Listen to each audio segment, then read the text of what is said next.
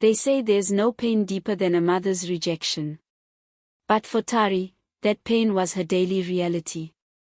From the moment she could remember, her mother's eyes carried no warmth, only coldness.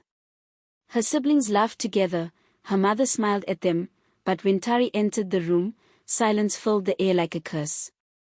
No matter what happened, she was always the one to blame. If a plate broke, it was Tari's fault. If the baby cried, it was Tari's fault. If the sun didn't rise on time, somehow, it was still Tari's fault. At night, she'd lie awake, staring at the cracked ceiling, tears slipping down her cheeks. "Why does my own mother hate me?" she'd whisper into the darkness. But no answer ever came. School was her only escape, the place where she could breathe, even if only for a few hours. Her uniform was old but always neat. Her teachers adored her, saying, "Tari, you'll go far someday." But when the other girls talked about how their mothers braided their hair or came to school events, Tari just smiled and said, "Mine's busy." She lied, because saying the truth hurt too much. Then came the night that changed everything. It was her 18th birthday. No cake. No hugs. Not even a happy birthday. As she lay in bed, she heard her mother's voice from the next room. Her mother was arguing with her aunt. Her aunt said softly, "Ruth, you've punished that child enough. She's your daughter." And her mother shouted back, "You don't understand, Mabel. Every time I see her face, I see him." Her voice cracked. "He left me when I was pregnant with her. He said he wasn't ready to be a father again and walked away. I raised her alone. And every time she looks at me, all I see is his betrayal." Tari froze. Her heart pounded. So that was it. She was hated, not for who she was, but for who her father was. A man she never even knew. Tears fell silently.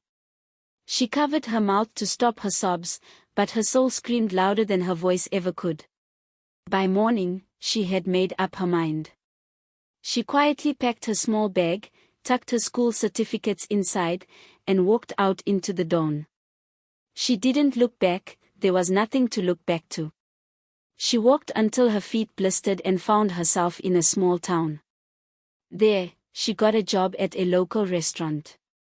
She washed dishes, cleaned tables, smiled at customers, even when her heart was heavy. The owner, Auntie Melody, saw something in her. "You're a good girl," she said one evening. "I can tell life has tested you, but you're not broken. You're shining through the cracks." Tari smiled faintly. Maybe, but shining doesn't always mean happy. Weeks turned into months. Then one afternoon, a sleek black car stopped outside the restaurant. Everyone whispered, "It's him. The billionaire. Mr. Mbeki." He walked in, tall, composed, his presence commanding attention. When Tari served him, she was nervous, but polite. He smiled slightly. "Thank you," he said. Two simple words, but they were the kindest words she'd heard in years. The next day, he came again. And again. Always sitting in the same corner, ordering the same meal. Watching her, not in judgment, but in quiet curiosity. One day, he left a large tip. Tari ran after him and said softly, "Sir, you gave too much. I can't take this." He turned, surprised. "No one's ever said that to me before." Tari just smiled. "Honesty doesn't cost anything, sir." For the first time in a long time, someone saw her not as a burden, but as someone good. Then came the storm. A night of heavy rain and crashing thunder. Most workers ran home early, but Tari stayed behind to help Auntie Melody end up. A car pulled up, and in came Mr. Mbeki, drenched from the rain. Without hesitation, Tari rushed to offer him a towel and a hot drink. "Please, sir," she said softly, "sit by the fire."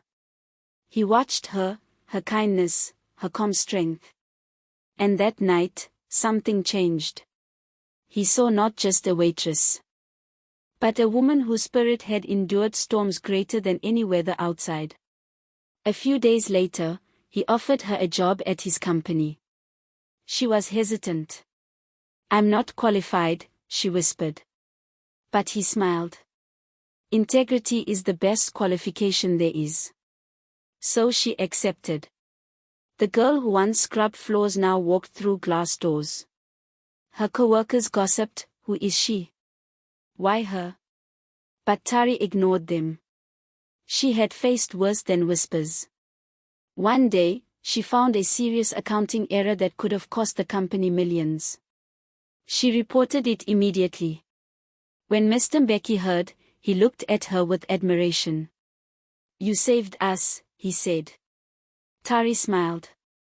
"I just did what was right." He knew then, there was something rare about her. Months later, while working late, the past returned. Her mother showed up at the office. Tari froze when she saw her, older, thinner, eyes full of desperation. "Tari," her mother said softly, "your brothers are struggling. We need money." No apology. No warmth. Just need. Tari felt the old pain rise in her chest. But instead of anger, she simply nodded. "I'll help, Mama," she said quietly. That night, Mr. Mbeki asked, "After all she did, you still help her?" Tari looked down, smiled faintly, and said, "If I stop loving her, then I become like her. And I refuse to carry that curse forward."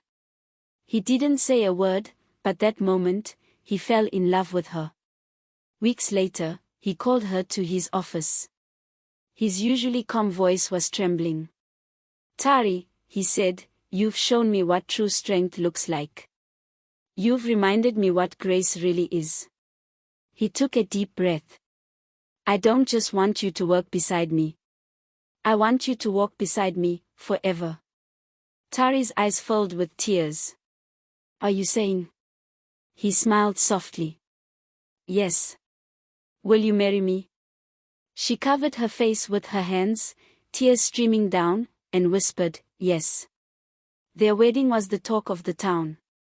The girl once mocked, rejected, unloved, now walked down the aisle radiant and proud. And among the guests sat her mother, trembling, crying silently. As the ceremony ended, Ruth ran to her daughter and fell to her knees. "I'm sorry," she sobbed. "I was wrong. You were never the reason he left. You were the reason I survived." Tari held her gently and whispered, "I forgave you long ago, Mama." They embraced, and for the first time in years, mother and daughter cried, not from pain, but from healing. As the sun set that evening, Ruth watched her daughter laughing beside her husband. She whispered softly, "The stone the builders rejected has become the cornerstone." Tari looked up at the sky, smiled, and whispered, "Everything I lost led me here." Because sometimes, the people who break you are the same ones destiny uses to build you. And sometimes, the child the world rejects is the one chosen to lift it up. If this story touched your heart, take a moment right now to subscribe to the channel. Like the video, and share it with someone who might need hope today. And remember, no matter how forgotten you feel, God never writes anyone off. Follow for more stories that heal, inspire, and remind you that your pain has a purpose.